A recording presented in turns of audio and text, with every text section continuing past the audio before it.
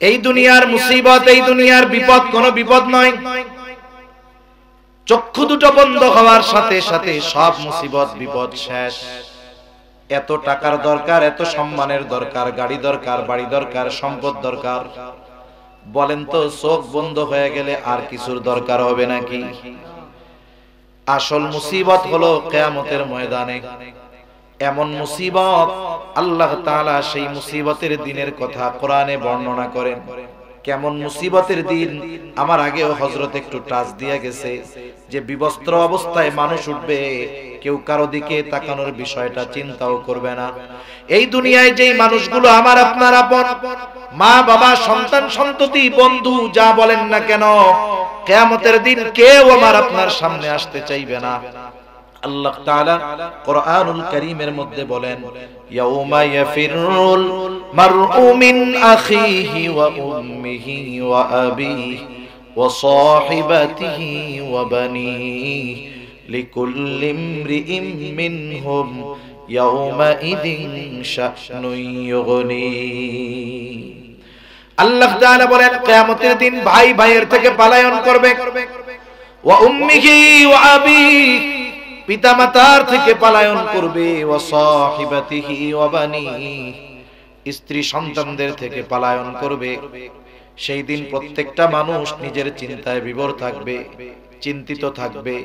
আমার আপনার নবীজিও ওই দিন চিন্তিত থাকবেন, তবে সবাই নিজের জন্য চিন্তিত থাকবে, আর আমার আপনার নবী তার উম্মতের জন্য চিন্তিত থাকবে। নবীজি এতটা চিন্তিত থাকবেন, তিনি এক জায়গায় স্থির থাকবেন না। নবীজি একবার দৌড়িয়ে চলে যাবেন হাউজে কাউসারের কাছে, না জানি তার কোন উম্মত পানি পানে মাহরুম হয়ে যায়। আর একবার দৌড়ায় চলে যাবেন পুলসিরাতের কাছে, না জানি তার কোন উম্মত পুল পাড়ি দিতে ব্যর্থ হয়ে যায়। আর একবার দৌড়ায় নবীজি চলে যাবেন মিজানের কাছে, না জানি তার কোন উম্মত ওজনে ধরা পড়ে যায়। আর একবার চলে যাবেন জাহান্নামের কাছে, না জানি কোন উম্মতকে জাহান্নামে দিয়ে দেওয়া হয়। আবার যখন উম্মতের জন্য সুপারিশের দরকার, নবীজি আল্লাহ তাআলার কাছে এসে সুপারিশ করবে। আল্লাহ তাআলা বলেন, মুমিনদের উপর আল্লাহ তাআলার বিশেষ অনুগ্রহ, ইয বাআসা ফীহিম রাসূলাম মিন আনফুসিহিম, যে তিনি তাদের মধ্য থেকে তাদের জন্য একজন রাসূল প্রেরণ করেছেন। তাহলে মুমিনদের মধ্য থেকে মুমিনদের জন্য একজন রাসূল প্রেরণ করেছেন, এটা মুমিনদের জন্য বিশেষ এক অনুগ্রহ। কেন বিশেষ অনুগ্রহ? আমি ওই দিকে আর যাব না। আল্লাহ তাআলা বললেন, মুমিনদের জন্য এই রাসূল, এই নবী হলেন বিশেষ অনুগ্রহ, তবে তিনি গোটা সৃষ্টি জগতের জন্যই রহমত। তবে মুমিনদের জন্য তিনি স্পেশালিটি, স্পেশাল অনুগ্রহ। আল্লাহ তাআলা এই জন্য কোরআনুল কারীমের আরেক জায়গায় বলেন, ওয়ামা আরসালনাকা ইল্লা রাহমাতাল লিল আলামিন। আল্লাহ তাআলা বলেন, আমি আপনাকে জগৎ সমূহের জন্য রহমত হিসাবে প্রেরণ করেছি।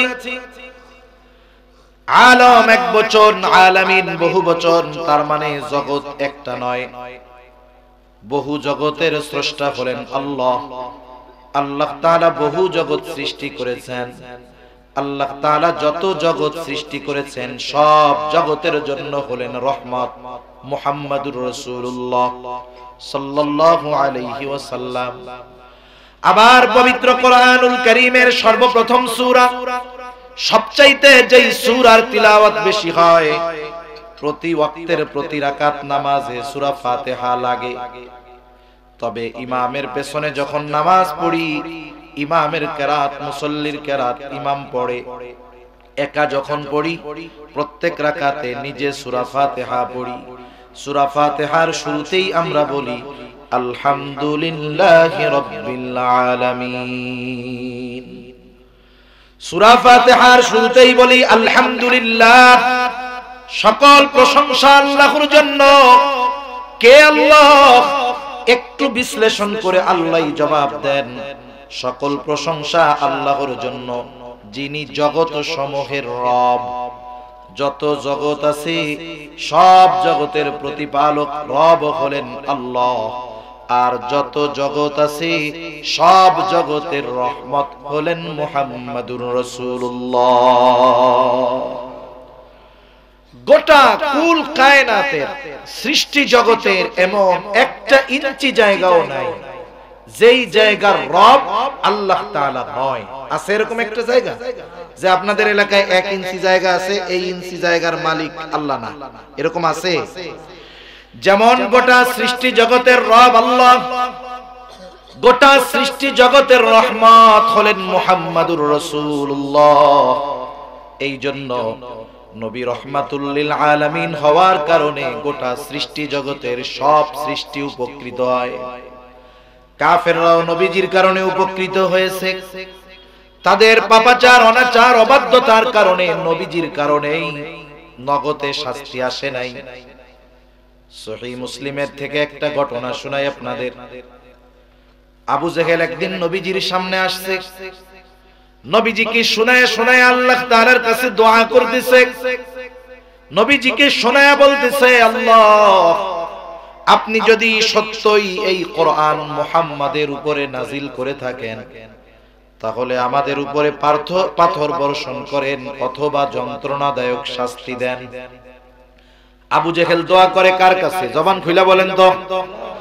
আল্লাহ তাআলার কাছে দোয়া করে, বলে আল্লাহ আপনি যদি সত্যই কোরআন মুহাম্মাদের উপরে নাজিল করে থাকেন, তাহলে আমাদের উপরে পাথর বর্ষণ করেন অথবা যন্ত্রণাদায়ক শাস্তি দেন।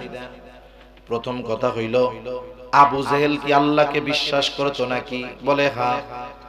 আমি বলি না।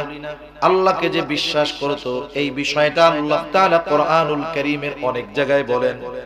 আল্লাহ তাআলা বলেন, ওয়ালা ইন সাআলতাহুম মান খালাকাস সামাওয়াতি ওয়াল আরদা লা ইয়াকুলুন্নাল্লাহ। আল্লাহ বলেন, আপনি যদি মক্কার মুশরিকদেরকে জিজ্ঞাসা করেন মান খালাকাস সামাওয়াতি ওয়াল আরদ, আসমান এবং জমিনের স্রষ্টাকে যদি মক্কার মুশরিকদেরকে জিজ্ঞাসা করেন, এই জবাবে মক্কার মুশরিকেরা তাদের দেবদেবীদের কথা বলবে না। কি বলবে?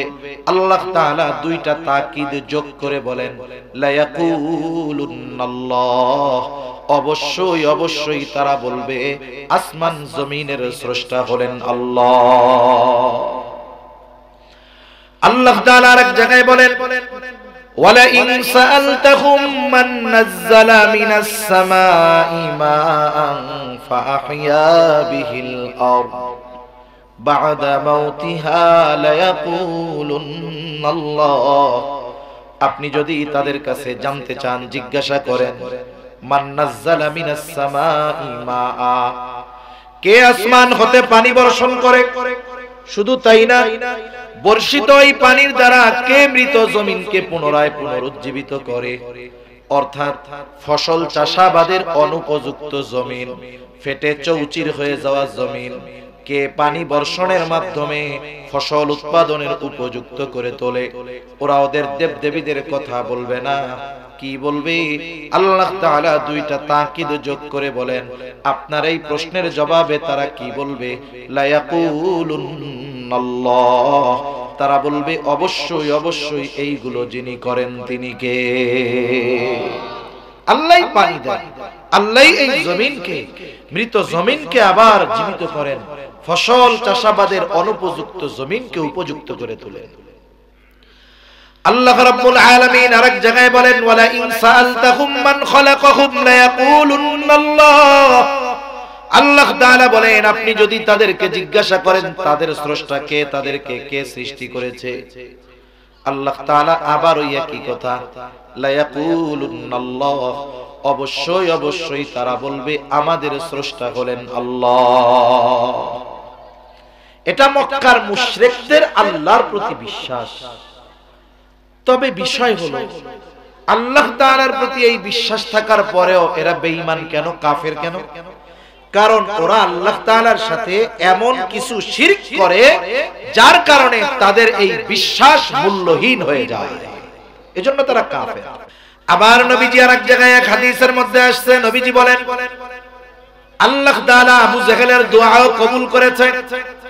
বদরের দিন সকাল বেলায় আবু জেহেল আল্লাহ তাআলার কাছে দোয়া করে বলে, আল্লাহ, আজকে যারা হকের উপরে আছে, সত্যের উপরে আছে, আপনি তাদেরকে বিজয় দান করেন। নবীজি বলেন, আল্লাহ তাআলা আবু জেহেলের দোয়া কবুল করেছেন এবং বদরের দিন যারা হকের উপরে ছিল, সত্যের উপরে ছিল, আল্লাহ তাআলা তাদেরকে বিজয় দান করেছে। আমি যে কথাটা বোঝাতে চাইলাম যে ওরা আল্লাহর অস্তিত্বে বিশ্বাসী ছিল।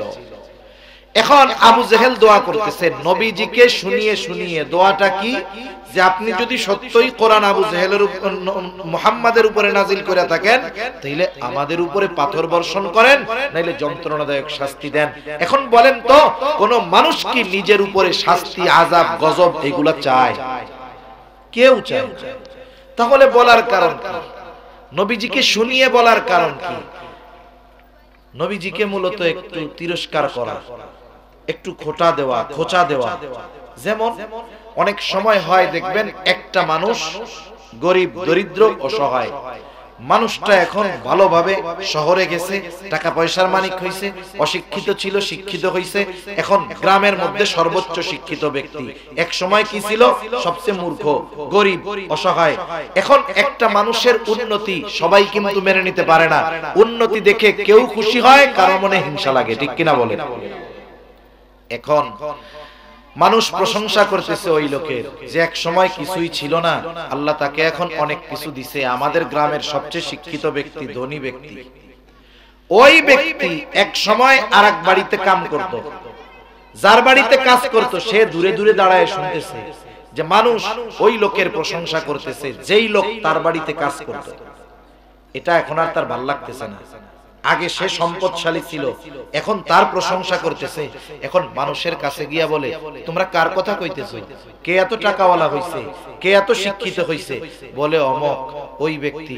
এখন মানুষ অনেক সময় কয় না, অমকে এরকম হইছে, ওরে আল্লাহ, এই খবর শোনার আগে আমি মরলাম না কেন? এরকম বলার লোক তো আলহামদুলিল্লাহ আপনাদের এদিকে নাই, আছে? এখন বলেন তো, ওই যে বললো যে এই খবর শোনার আগে আমি মরলাম না কেন, আজরাইল যদি তখন এসে বলে মরতে মন চাই, চলো, কি বলবে? যে আসলে সত্যই মরতে চাই না, এমনি এমনি কইছি।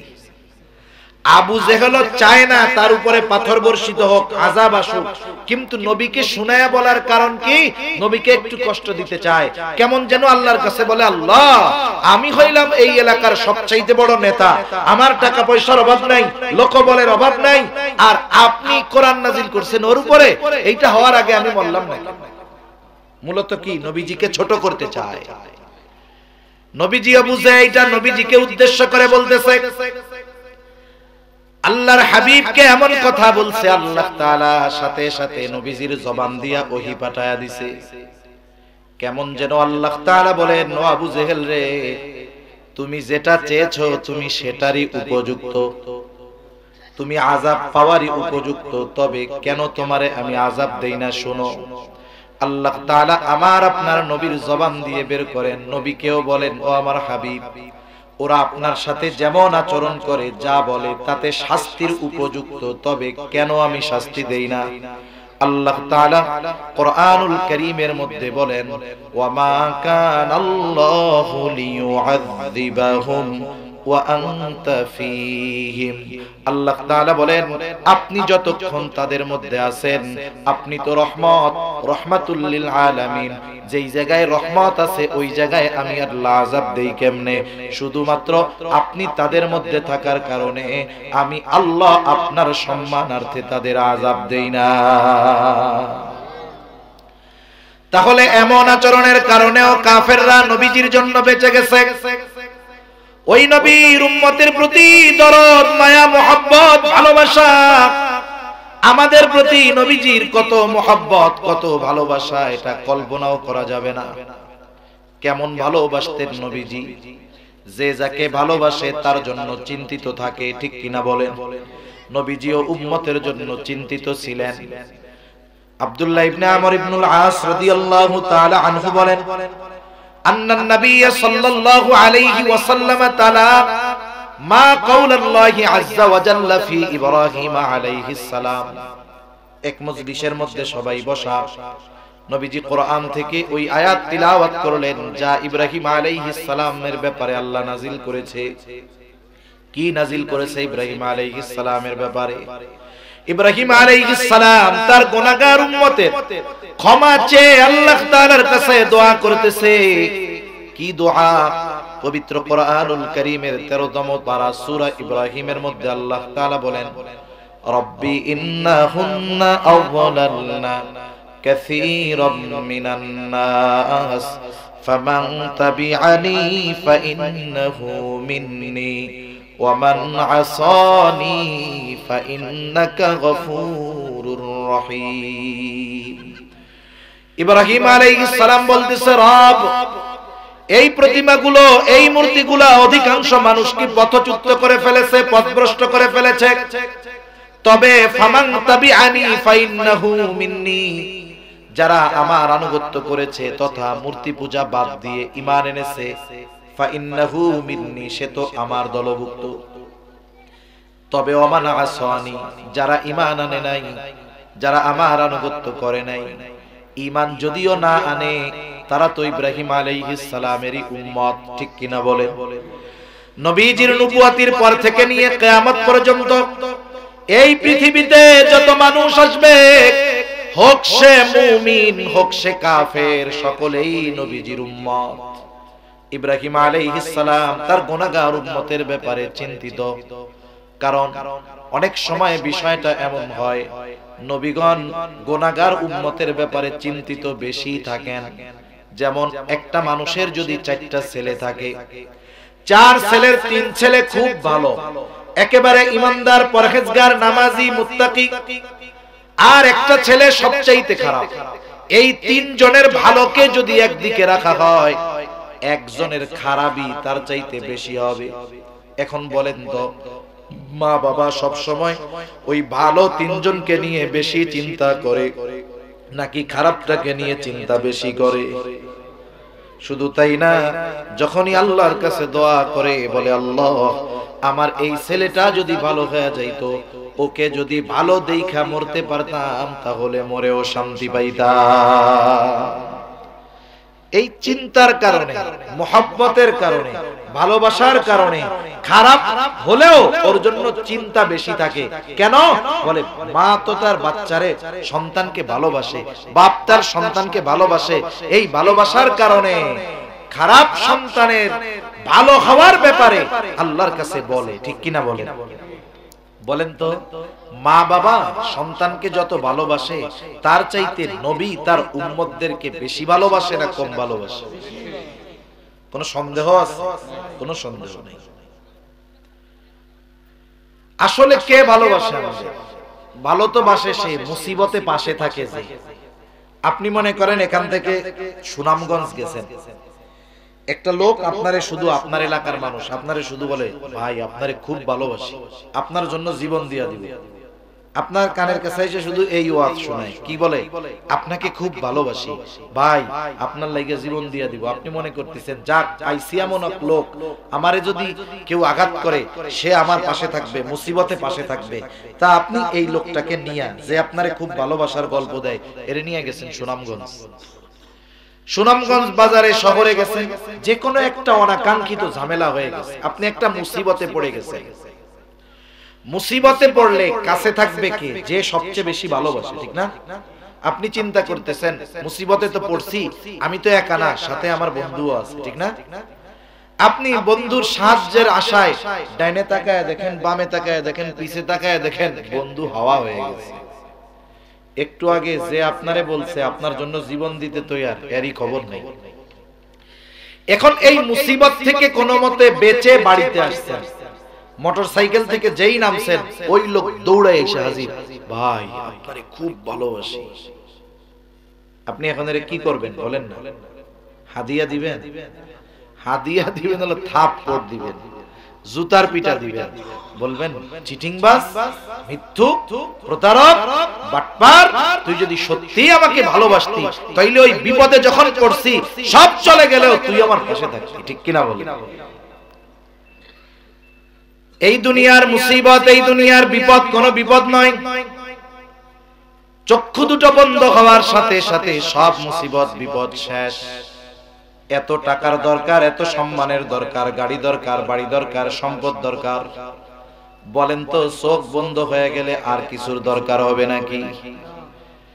আসল মুসিবত হলো কিয়ামতের ময়দানে। এমন মুসিবত, আল্লাহ তাআলা সেই মুসিবতের দিনের কথা কোরআনে বর্ণনা করেন। কেমন মুসিবতের দিন? আমার আগেও হযরত একটু টাচ দিয়ে গেছে যে বিবস্ত্র অবস্থায় মানুষ উঠবে, কেউ কারো দিকে তাকানোর বিষয়টা চিন্তাও করবে না। এই দুনিয়ায় যেই মানুষগুলো আমার আপনার আপন, মা বাবা, সন্তান সন্ততি, বন্ধু, যা বলেন না কেন, কিয়ামতের দিন কেউ আমার আপনার সামনে আসতে চাইবে না। আল্লাহ তাআলা কোরআনুল কারীমের মধ্যে বলেন, ইয়াউমা ইয়াফিরুল মারউ মিন আখিহি ওয়া উম্মিহি ওয়া আবিহি ওয়া সাহিবাতিহি ওয়া বানিহি লিকুল্লি ইমরিইম মিনহুম ইয়াউমা ইযিন শা'নুন ইউগনি। আল্লাহ তাআলা বলেন, কিয়ামতের দিন ভাই ভাইয়ের থেকে পলায়ন করবে, ওয়া উম্মিহি ওয়া আবিহি, পিতামাতার থেকে পলায়ন করবে, ওয়া সাহিবাতিহি ওয়া বানিহি, স্ত্রী সন্তানদের থেকে পলায়ন করবে। সেই দিন প্রত্যেকটা মানুষ নিজের চিন্তায় বিভোর থাকবে, চিন্তিত থাকবে। আমার আপনার নবীজিও ওই দিন চিন্তিত থাকবেন, তবে সবাই নিজের জন্য চিন্তিত থাকবে, আর আমার আপনার নবী তার উম্মতের জন্য চিন্তিত থাকবে। আপনাদের মনে হয় কষ্ট হইতেছে, তাই না? ঘুম আসতেছে? বেশি সময় না, আমি শেষ করে দিব। একটু উঠা বসা না করে বসেন, আমি বেশি সময় আর কষ্ট দিব না। এমনিও ঠান্ডাও আছে, কুয়াশাও মনে হয় পড়তেছে, পানি তো টপ টপ করে পড়তেছে এই জায়গায়। তা ওই দিন নবীজি উম্মতের ব্যাপারে চিন্তিত থাকবেন। নবীজি এতটা চিন্তিত থাকবেন, তিনি এক জায়গায় স্থির থাকবেন না। নবীজি একবার দৌড়িয়ে চলে যাবেন হাউজে কাউসারের কাছে, না জানি তার কোন উম্মত পানি পানে মাহরুম হয়ে যায়। আর একবার দৌড়ায় চলে যাবেন পুলসিরাতের কাছে, না জানি তার কোন উম্মত পুল পাড়ি দিতে ব্যর্থ হয়ে যায়। আর একবার দৌড়ায় নবীজি চলে যাবেন মিজানের কাছে, না জানি তার কোন উম্মত ওজনে ধরা পড়ে যায়। আর একবার চলে যাবেন জাহান্নামের কাছে, না জানি কোন উম্মতকে জাহান্নামে দিয়ে দেওয়া হয়। আবার যখন উম্মতের জন্য সুপারিশের দরকার, নবীজি আল্লাহ তাআলার কাছে এসে সুপারিশ করবে। শুধু তাই না, হাসরের ময়দানে সব নবী জান্নাত অভিমুখে রওনা হয়ে যাবে। বিচার কার্য শেষ। বিচার কাজ শেষ হওয়ার পরে হয় আপিল। আপিল কোন সময় হয়? যখন রায় ঘোষণা হয়, এরপরেই না আপিল হয়। বিচার কাজ শেষ হওয়ার পরে আপিল হয়। এখন বিচার শেষ, ফয়সালা শেষ, সব নবী জান্নাত অভিমুখে রওনা হয়ে যাবে, জান্নাতের দরগড়ায় পৌঁছায় যাবে। তবে জান্নাতের দরজা খোলা হবে না, বন্ধ। জিজ্ঞাসা করা হবে, কি ব্যাপার, জান্নাতের দরজা খোলা হয় না কেন? বলে, যিনি আসলে খোলা হবে তিনি আসেন নাই। তিনি কোথায়? বলে, এখনো হাসরের ময়দানে আছে। কি করে? বলে, উম্মতের মাগফিরাতের চিন্তায় তিনি বিভোর। আল্লাহ তাআলা আমার আপনার নবীর হৃদয়কে উম্মতের জন্য এত ভালোবাসা দিয়ে ঢেলে দিয়েছেন, ওই কঠিন হাসরের ময়দানে আমার আপনার নবী ততক্ষণ জান্নাত অভিমুখে রওনা হবে না, যতক্ষণ না তার ওই উম্মত, যার মধ্যে যাররা পরিমাণ ঈমানও আছে, ওই ব্যক্তির ব্যাপারে যতক্ষণ জান্নাতের নিশ্চয়তা নবী না পাবেন, ততক্ষণ নবী নিজে জান্নাতের দিকে রওনা হবে না। অথচ হাসরের ময়দানে মানুষ কি বলবে জানেন? মানুষ বলবে, আল্লাহ, আপনি দুনিয়ার সব মানুষকে জাহান্নামে দিয়ে হলেও আমারে আপনি জান্নাত দিয়ে দেন। মানে আমাকে জান্নাত দেওয়ার বিনিময়ে আপনি দুনিয়ার সব মানুষকে জাহান্নাম দিয়ে দেন, তাও আমারে আপনি মাফ করে দেন। ওই কঠিন দিন বাপ চিনবে না, মা চিনবে না, কিন্তু ওই নবী তার উম্মতকে ভুলবে না। সুবহানাল্লাহ।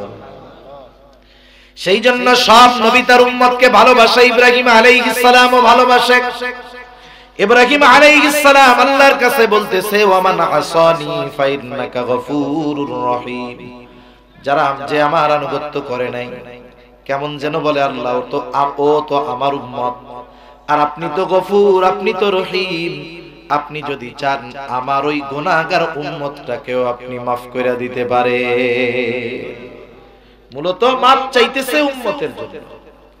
وقال عيسى عليه السلام إن تعذبهم فإنهم عبادك وإن تغفر لهم فإنك أنت العزيز الحكيم।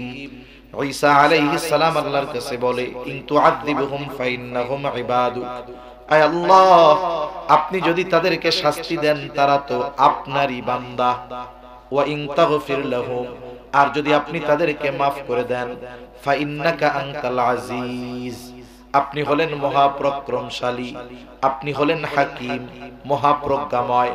তার মানে ঈসা আলাইহিস সালামও কেমন যেন বলে, আল্লাহ আপনি যেহেতু মহাপরাক্রমশালী, আপনার গুনাহগার বান্দা আমার উম্মত গুলারে যদি আপনি maaf করে দেন, কেউ আপনার কাছে জবাবদিহিতা চাইবে না। আয় আল্লাহ আপনি আমার গুনাহগার উম্মত আপনার বান্দা গুলারে maaf করে দেন। মূলত ঈসা আলাইহিস সালাম তার গুনাহগার উম্মতের জন্য আল্লাহর কাছে maaf চাইতেছে। নবীজি এই দুই আয়াত তিলাওয়াত করেছেন। যখন তিনি দুই নবীর তার গুনাহগার উম্মতের ব্যাপারে দোয়া এই আয়াতগুলো তিলাওয়াত করলেন, এইবার নবীজির অন্তরের মধ্যে তার গুনাহগার উম্মতের মোহাব্বত, ভালোবাসা, দরদ উঠলায়া উঠলো। নবীজি কি করবেন, কি করলেন? বর্ণনাকারী বলেন, ফারাফা ইয়াদাইহি দুই হাত তিনি উঁচু করলেন। وقال اللهم উম্মতি উম্মতি দুই হাত উঁচু করে বলতে লাগলেন, আল্লাহ আমার উম্মত আমার উম্মত। অবাকা সাথে সাথে দু চোখ দিয়ে অজর জারায় পানি পড়তেছে, কান্না করতেছে। তাহলে আল্লাহর নবী কান্না করেন আর বলেন, আল্লাহ আমার উম্মত আমার উম্মত আমার উম্মত, আর কিছু বলেন না। কিন্তু কি বলতে চান? দুনিয়ার কেউ জানুক আর না জানুক, বুঝুক আর না বুঝুক, যিনি জানেন যিনি বোঝেন তিনি কে? আল্লাহ তাআলা জিবরাইল আলাইহিস সালামকে বলে, জিবরাইল যাও মুহাম্মাদের কান্নার কারণ জিজ্ঞাসা করো। জিবরাইল চলে আসছে, বলে কেন কান্না করেন? যদিও আপনার কান্নার কারণ আল্লাহ জানেন, এরপরেও তিনি আপনার মুখ থেকে শুনতে চান, জানতে চান। কথা হইল আল্লাহ তাআলা জানার পরেও নবীর জবানে কেন শুনতে চায় আল্লাহ তো জানেই। একটা উদাহরণ দেই, তাইলে অনেক কথা হয়তো বুঝতে সহজ হবে। আমাদের অঞ্চলগুলোর মধ্যে যে মাদ্রাসাগুলো আছে, মাদ্রাসার মধ্যে ছোট ছোট বাচ্চারা পড়ে কি পড়ে না? 5-6 বছর 7 বছরের বাচ্চা পড়ে, সারা সপ্তাহ মা বাবাকে না দেখা ওইখানে থেকে থেকে পড়ে। এইবার যখন বৃহস্পতিবার আসে, বৃহস্পতিবার আসরের পরে বিকাল বেলা ছোট্ট একটা বাচ্চা হুজুরের সামনে গিয়ে কান্না করে। বৃহস্পতিবার বিকালে ছোট বাচ্চা হুজুরের সামনে গিয়া কাঁদতেছে, কিছু কইতে পারে না। বলেন তো বৃহস্পতিবার বিকালে ছোট কোনো ছাত্র গিয়ে যদি হুজুরের সামনে কান্না করে, এই কান্নার কারণ কি? আপনারা কোন তো বাড়িতে যাইতো চায়, ছুটি চায়। আপনারা আমরা যেহেতু বুঝি, হুজুরে কান্নার কারণ মনে হয় বুঝে না। বুঝে? হুজুর আরো ভালো বুঝে, কিন্তু কিছু বলে না, উল্টা জিজ্ঞাসা করে কান্না করো কেন? এইবার ওই বাচ্চাটার কান্নার গতি আরো বাড়ে। হুজুর বলে যতই কান্না করো লাভ নাই, কি জন্য কান্না করতেছ ওইটা আগে মুখ দিয়া কও। এইবার ছোট বাচ্চা কান্না জড়িত কণ্ঠে বলে, হুজুর আমার মায়ের জন্য আমার বুকটা পুড়তেছে, কলিজাটা পুড়তেছে, একটু ছোট বোনটারে দেখতে মন চায়, একটু বাড়িতে যাইতে মন চায়, এই জন্য কাঁদতেছি, ছুটি দেন। এইবার হুজুর একটা হাসি দিয়া বলে, ঠিক আছে যাও, আগামীকাল সন্ধ্যার আগে আবার চলে আসবা। এখন কথা হলো, এই ছেলেটার কান্নার কারণ হুজুর জানার পরেও বোঝার পরেও কেন এর মুখ দিয়ে শুনতে চায়? বলে এই জায়গায় ওস্তাদ ছাত্রের একটা মহব্বত, ভালোবাসা কাজ করে। আল্লাহ তাআলা সব জানার পরেও কেন নবীজির জবান দিয়ে শুনতে চায়? কারণ এখানেও আমার আপনার নবীর প্রতি আল্লাহ তাআলার ভালোবাসা মুহাব্বতের বহিঃপ্রকাশ। এই জন্য আল্লাহ তাআলা আমার আপনার নবীর জবান দিয়ে শুনতে চায়। এইবার জিবরাইল আমিনকে পেয়ে আমার আপনার নবী প্রাণ খুলে উম্মতের ব্যাপারে সব বললেন। জিবরাইল আলাইহিস সালামও গিয়া আল্লাহর কাছে বললেন। আল্লাহ তাআলা বলেন, জিবরাইল যাও মুহাম্মদকে গিয়ে বলে দাও আমি অচিরেই তাকে তার উম্মতের ব্যাপারে সন্তুষ্ট করব, আমি তাকে তার উম্মতের ব্যাপারে অসন্তুষ্ট করব না। অনেকগুলো হাদিস, এই ভালোবাসার হাদিস বলা যাবে, আমি বেশি লম্বা করব না বিধায় সংক্ষিপ্ত সারে বলি। দুনিয়ার সব হাদিস ঘটনা একদিকে রাখেন, কিছু কিছু সময় আছে, কিছু কিছু কথা এক ব্যক্তির কথা হাজার ব্যক্তির কথার চাইতে মর্যাদাপূর্ণ হয়, বিশ্বাসযোগ্য হয়, ঠিক কিনা বলেন? আমার আপনার নবী যে আমাকে আপনাকে ভালোবাসে, নবী যে তার উম্মতকে ভালোবাসে, দুনিয়ার মানুষের কথা বাদ দেন, এই ভালোবাসার সাক্ষ্য আল্লাহ তাআলা কোরআনুল কারীমের মধ্যে ওহী নাজিল করে জানায়া দিয়েছে। নবীজি আমাদের কত ভালোবাসে, এই ভালোবাসার খবর আমাদের দিবেন কে?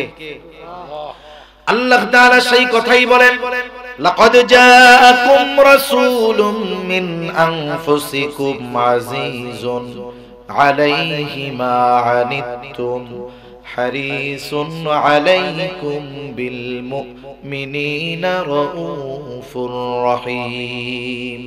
আল্লাহ তাআলা বলেন, লাকাদ জাআকুম রাসূলুম মিন আনফুসিকুম, তোমাদের মধ্য থেকে তোমাদের জন্য এমন একজন রাসূলের আগমন ঘটেছে। এই রাসূলের কোয়ালিটি কি, এই রাসূল কেমন? আল্লাহ তাআলা আমাদেরকে বলতেছেন তোমাদের মধ্য থেকে তোমাদের জন্য এমন একজন রাসূলের আগমন ঘটেছে। এই রাসূল কেমন তোমাদের জন্য?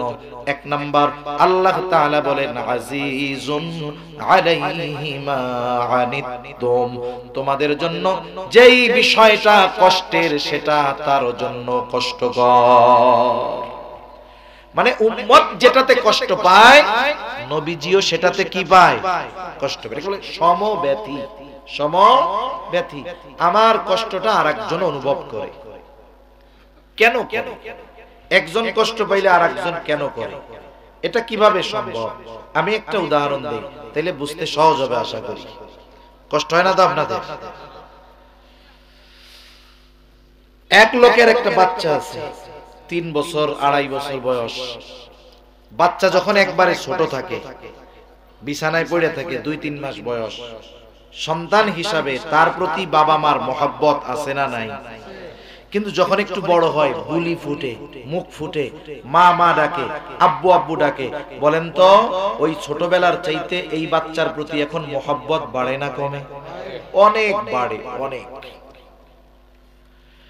এখন এক মা বাবা আপনাদের অঞ্চলেই ধরেন, ওই বাচ্চাটার বয়স 2 বছর 2.5 বছর 3 বছর, হঠাৎ করে গভীর রাতে বাচ্চাটা প্রচন্ড জ্বরাক্রান্ত হয়ে গেল। এত জ্বর, গায়ে হাত দিলে মনে হয় পুড়ে যাবে হাত, চোখ দুটো জ্বরের যন্ত্রণায় ছলছল করতেছে, কেমন যেন ফেটে বের হয়ে যাবে। কষ্টে তার চোখ দিয়ে পানি পড়তেছে। 2-2.5 বছর বয়স, শরীরটা জ্বরে থরথর করে কাঁপতেছে। সাথে সাথে কষ্টের তীব্রতায় মুখ দিয়ে আহ আহ শব্দ বের হইতেছে। ছোট বাচ্চা, এই গভীর রাত, ডাক্তারের কাছে নিয়ে যাওয়ার কোনো উপায় নাই, ওষুধ খাওয়াবে ফার্মেসিও নাই, হসপিটালে নিবে যাবার ব্যবস্থাও নাই। ওই বাচ্চাটার প্রচন্ড কষ্ট হয়। ওই বাচ্চার পাশে তার মা বাবা বসা আছে, দেখতেছে বাচ্চার ওই অবস্থা। আপনারা যারা বুঝবেন তারা বুঝবেন। বলেন তো ওই বাচ্চাটা জ্বরাক্রান্ত হয়ে যেমন কষ্ট পায়, ওই বাচ্চার মা বাবা বাচ্চার চাইতে কষ্ট বেশি পায় নাকি কম পায়? নিঃসন্দেহে বেশি পায়। এটা পাওয়ার কারণ কি? আরেকজনের বাচ্চার এই অসুস্থতা আমাকে আপনাকে ওই কষ্ট তো দিবে না, কিন্তু ওই মা বাবার লাগে কেন? বলে এটারও কারণ মহব্বত। কি বলেন? ভালোবাসা। সন্তানের কষ্ট মা বাবার সহ্য হয় না, সন্তানের কষ্টটা মা বাবা অনুভব করে। আমি আগেই বলেছি, বলেন তো আমাকে আপনাকে মা বাবার চাইতে নবী বেশি ভালোবাসে না কম ভালোবাসে? তাইলে সন্তান কষ্ট পাইলে যদি মা বাবা কষ্ট পায়, উম্মত কষ্ট পাইলে নবীজি কষ্ট পাবে না? এজন্য আল্লাহ তাআলা বলেন আজিজুন আলাইহি মা আনিতুম, এরপরে বলেন হারিসুন আলাইকুম, তিনি তোমাদের জন্য কল্যাণকামী। নবীজি সর্বদা সব সময় উম্মতের কল্যাণের ব্যাপারে চিন্তা করতেন, যেটাতে উম্মতের কল্যাণ সেটাই করতেন। আল্লাহ তাআলা রাসূল আকরাম সাল্লাল্লাহু আলাইহি ওয়াসাল্লাম বলেন, আল্লাহ তাআলা প্রত্যেকটা নবীকে তার উম্মতের ব্যাপারে বিশেষ একটা দোয়া করার সুযোগ দিয়েছে এবং এই দোয়া কবুল করার প্রতিশ্রুতি আল্লাহ তাআলা দিয়েছে। সব নবী তার উম্মতের ব্যাপারে ওই দোয়াটা দুনিয়ায় করে ফেলছে। নবীজি বলেন আমি এটাকে সংরক্ষণ করে রাখছি। কেন?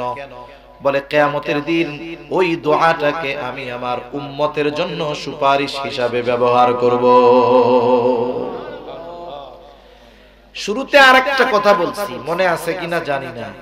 আসলে বিষয় হলো যারা আলোচনা করে, ওয়াজ নসিহত করে, এক একজনের বলার তর্জ ধরন এক এক রকম।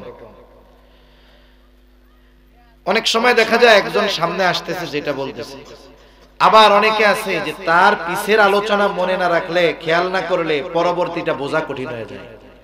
যেমন দেখবেন যখন আল্লামা নুরুল ইসলাম অলিপুরি সাহেব ওয়াজ করে, আপনাদের এলাকার অন্যতম মুফাসসির হযরতুল আল্লাম কি জানি নুরুল ইসলাম সাহেব খান সাহেব হুজুর বয়ান করে, ওনাদের আলোচনাগুলো যদি শুরু থেকে শেষ একটু খেয়াল না রাখা হয়, ওটা চেইনের মতো, শিকলের মতো, একটার সাথে আরেকটা জুড়ে আছে, একটা ছুটছে তো বাকি সব আলাদা হয়ে যায়, ঠিক না?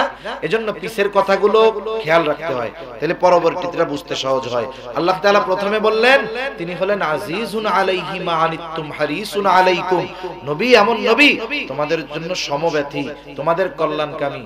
তবে এটা সবার জন্য। নবী মুমিনেরও কল্যাণ চান, তার উম্মত যে কাফের তারও কল্যাণ চান। নবীজি তার উম্মত ঈমানদারটাও যদি জাহান্নামে যায় পাপের কারণে কষ্ট পাবেন, আর যেটা কাফের হয়ে জাহান্নামে যাবে ওটার জন্য কষ্ট পান, ঠিক কিনা বলেন? এটা তো সবার জন্য হলো আমভাবে, তাহলে স্পেশাল ভাবে মুমিন উম্মতের জন্য নবী কেমন? কারণ আল্লাহ তাআলা শুরুতে বলছে লাকাদ মান্নাল্লাহু আলাল মুমিনিন, মুমিনদের জন্য আল্লাহ তাআলার বিশেষ অনুগ্রহ যে তিনি তাদের মধ্য থেকে তাদের জন্য একজন রাসূল প্রেরণ করেছেন।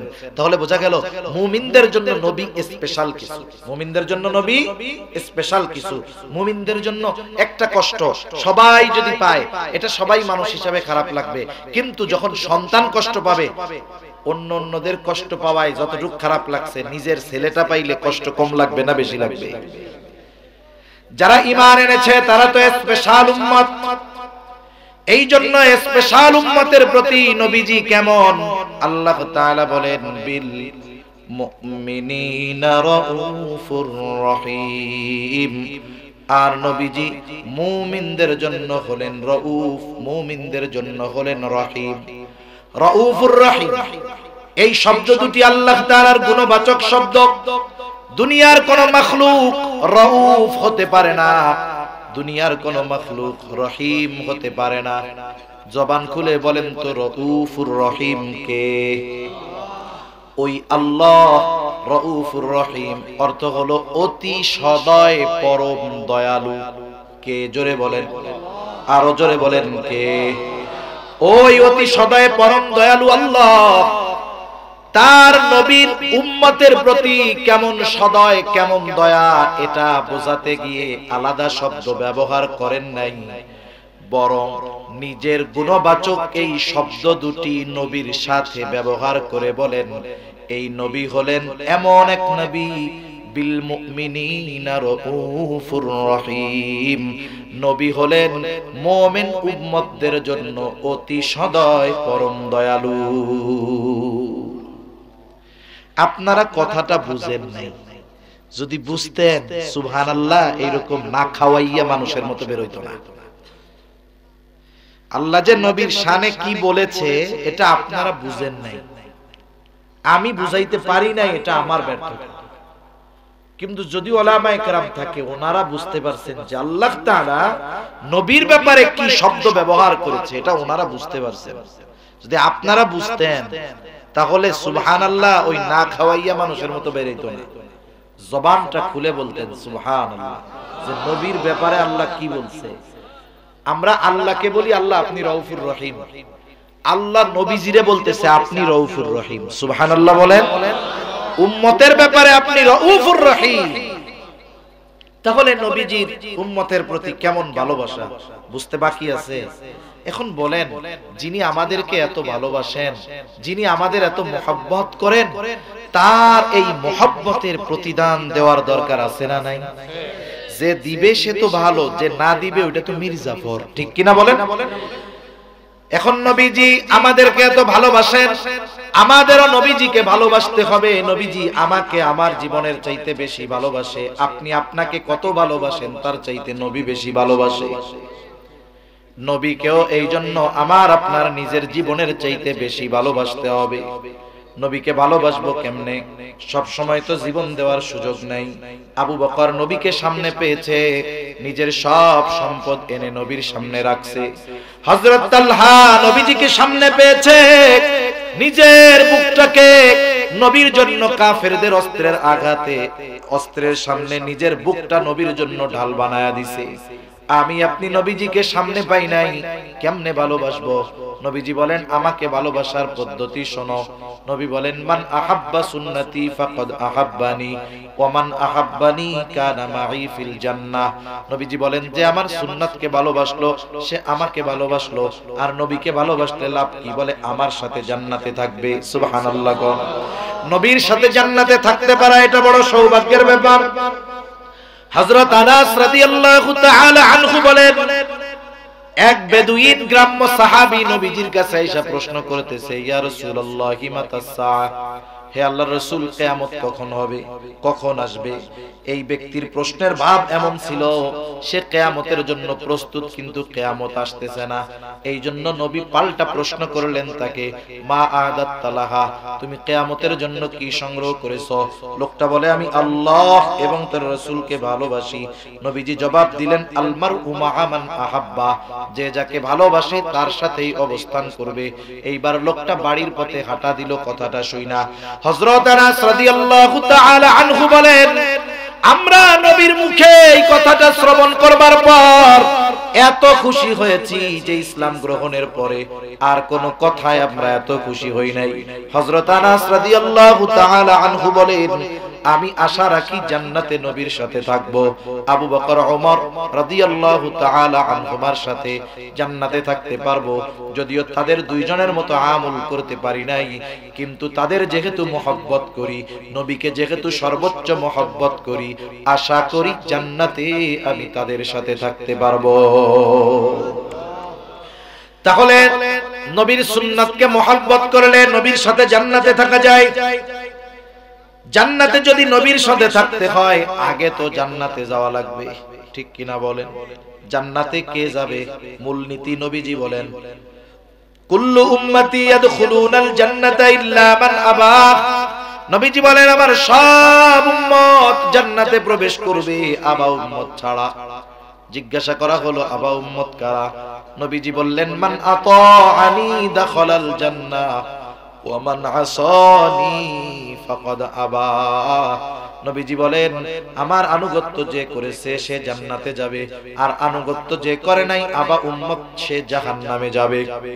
এই দুই হাদিসের সমন্বয় হলো যেই ব্যক্তি নবীর সুন্নাতকে মহব্বতের সাথে অনুসরণ করবে, নবী বলেন সে জান্নাতে যাবে, শুধু যাবে তা নয় আমার সাথে জান্নাতে থাকবে। তাহলে নবীর সাথে জান্নাতে যদি থাকতে হয়, নবীর ভালোবাসার প্রমাণ যদি দিতে হয়, তাহলে নবীর সুন্নাতকে মহব্বতের সাথে অনুসরণ করতে হবে, ঠিক কিনা বলেন? সর্বশেষ কথা একটা বলি, দুনিয়ার হায়াতটা সুন্নাতের সাথে অতিবাহিত করার দরকার, নাইলে কি হবে জানেননি? আপনাদের এলাকায় লোকজন মারা যায় না? লোকজন মারা যায়, মারা গেলে তাকে যখন দাফন দেওয়া হয়, তাকে যখন গোসল দেওয়া হয়, কাফন পরানো হয়, এরপরে জানাজা দেওয়া হয়, এরপরে লাশটা খাটিয়ায় নিয়ে কবরের পাশে নিয়ে যাওয়া হয়। কবরের পাশে গিয়া দুইজন কবরে নামে, দুইজন উপর থেকে নামায়া দেয়। এই লাশটা যখন কবরের মধ্যে রাখা হয়, এই সময় একটা দোয়া পড়ে, বলে কি দোয়া? বিসমিল্লাহি ওয়া আলা মিল্লাতি রাসূলিল্লাহ। কম বেশি সকলের জানা আছে, ঠিক কিনা গণ? এই দোয়ার মধ্যে কি বলে? মূলত এই দোয়ার মধ্যে ওই ব্যক্তির ব্যাপারে আল্লাহকে বলা হয়, আল্লাহ আপনার নামে এমন একজন ব্যক্তিকে এখন কবরে রাখতেছি যার গোটা জীবন সুন্নতের উপরে চলেছে, যে মরার সময় সুন্নতের উপরে ছিল, এখন তাকে যখন কবরস্থ করতেছি সুন্নতের উপরে আছে। কত সুন্দর কথা!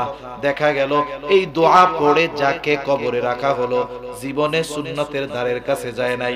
না তার মুখে সুন্নত ছিল, না তার চুলে সুন্নত ছিল, না তার কর্মে সুন্নত ছিল, না তার লেবাসে সুন্নাত ছিল। এখন বলেন তো, ওই ব্যক্তির ব্যাপারে যদি এই দোয়া পড়ে কবরে রাখা হয়, ওই ব্যক্তির ব্যাপারে এই দোয়া, এই কথাটা সত্য হবে নাকি মিথ্যা হবে? একটু চিন্তা কইরেন বাড়িতে গিয়া। যারা মাইকে শুনতেছেন ঘরে শুয়ে শুয়ে, তারা এখনই চিন্তা শুরু করেন। কি চিন্তা করবেন? চিন্তা কইরেন। মরণ কার কখন আসে বলা যায় না, ঠিক কিনা বলেন? এখান থেকে আমি আমার বাসায় ফিরে নাও যেতে পারি, এটাই বাস্তবতা। একটু চিন্তা কইরেন এইটা, যে আমি যদি এখন মারা যাই, আমার ব্যাপারেও তো কবরে রাখার সময় ওই দোয়াটা বলবে। আমার ব্যাপারে ওই কথাটা, ওই দোয়াটা সত্য হবে কিনা? যদি এখনই মইরা যাই, এখনই যদি আমার ব্যাপারে এই দোয়াটা সত্য হয়, তাইলে আমি কামিয়াব। আর যদি কবরে রাখার সময় দোয়াটা আমার ব্যাপারে মিথ্যা হয়, একটু চিন্তা কইরেন, কবরে রাখার পরে নতুন এক সফর। মানুষ মারা যাওয়ার মাধ্যমে সবকিছু শেষ হয়ে যায় না, বরং নতুন আর একটা শুরু হয়, ঠিক কিনা বলেন? অনন্তকালের সফর শুরু হবে। ওই সফরের প্রথম ঘাঁটি হইল কবর। ওই সফরের প্রথম ঘাঁটি হইল কবর। কবরে যেন আরামে থাকতে পারে, এই জন্য হলো ওই কথাটা হলো সত্যায়ন, যে আল্লাহরই এমন এক বান্দাকে কবরে রাখতেছি যে নবীর রঙে রঙ্গিত। এখন দেখা গেল ওকে কবরে রাখার পরে আসলে ও নবীর সুন্নাতের সাথে কিছুই ছিল না। আমাদের বাংলাদেশেও দেখবেন সরকারি কাজকর্মের জন্য অনেক সময় সত্যায়ন লাগে, কি লাগে না? অনেকে সত্যায়ন করতে গিয়া নিজেই অফিসার হয়ে যায়। এখন যদি গভর্নমেন্টের লোক টের পায় যে এই সত্যায়ন ও নিজে কইরা অমুকের নামে চালায়া দিছে, কঠিন শাস্তি হবে। কি হবে বলেন? কারণ এই সত্যায়নটা সত্য না মিথ্যা? এখন ওই যে ওর নামে সত্যায়ন কইরা কবরে রাখলো, আসলে সুন্নতের খবর নাই। কয় আল্লাহ সুন্নতের উপরে ছিল, সুন্নতের উপরে মরছে, এখনো আছে, আপনার নামে এই লোকটারে কবরে রাখলাম। তাহলে আমার আপনার অনন্তকালের সফরের প্রথম ঘাঁটি কবর। ওই কবরে রাখার সময় যেই দোয়াটা পড়া হবে, ওই দোয়াটার সাথে আমার ব্যক্তিত্বের সাথে, আমলের সাথে, সুরতের সাথে যদি মিল না থাকে, এর চাইতে দুর্ভাগ্যের আর কোনো কিছুই হতে পারে না। এজন্য জীবনটাকে এমন ভাবে সাজাবো, এমন ভাবে জীবনটাকে সাজাবো, যেখানেই থাকি না কেন, যেখানেই যাই না কেন, যখনই হোক না কেন, এখনই যদি মালাকুল মউত চলে আসে, মৃত্যু যদি হয়ে যায়, আমাকে কবরে রাখার সময় ওই দোয়াটা যেন আমার ব্যাপারে সত্য হয়। এভাবে যদি জীবন সাজাতে পারি, ওই জীবন তাহলে দুনিয়ায়ও কামিয়াব, আখিরাতেও কামিয়াব। আল্লাহ তাআলা আমাদের সকলকে নবীজির আমাদের প্রতি এই মহব্বতকে অনুধাবন করার তৌফিক দান করুন। সকলে বলি আমিন। নবীর এই মহব্বতের মর্যাদা সম্মান রক্ষার্থে আমাদেরকেও যেই কর্মগুলো করলে নবীকে ভালোবাসা হবে, সেই কর্মগুলো যথাযথভাবে করার তৌফিক আল্লাহ দান করেন। সকলে বলি আমিন। ওয়া আখিরু দাওয়ানা আনিল হামদুলিল্লাহি রাব্বিল আলামিন।